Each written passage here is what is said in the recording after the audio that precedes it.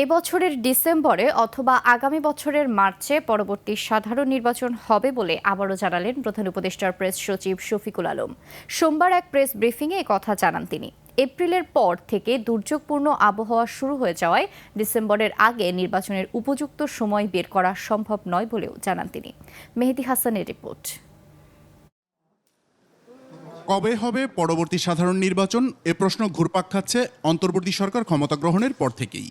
প্রধান উপদেষ্টা আগেই জানিয়েছেন, কম সংস্কার চাইলে চলতি বছরের ডিসেম্বরে আর একটু বেশি সংস্কার চাইলে পরের বছর জুনের মধ্যে হবে নির্বাচন।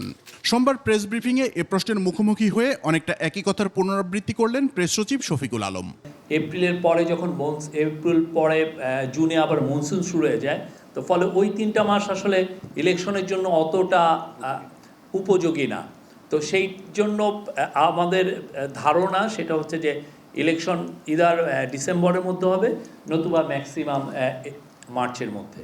কাজে গতি আনার পাশাপাশি দুর্নীতি কমাতে সরকারের সব পর্যায়ে ই ফাইলিং নিশ্চিত করার নির্দেশনাও দিয়েছেন প্রধান উপদেষ্টা ডক্টর মোহাম্মদ ইউনূস।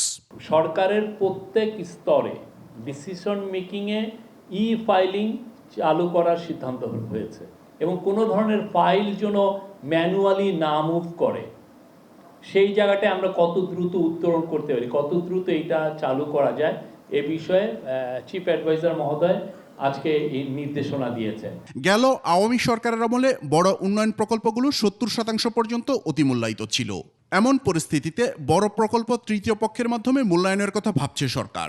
রাজনৈতিক প্রভাব ও অযৌক্তিক প্রকল্পে ব্যয়ের মাধ্যমে 14 থেকে 24 বিলিয়ন মার্কিন ডলারের সমপরিমাণের অর্থ অপচয় হয়েছে।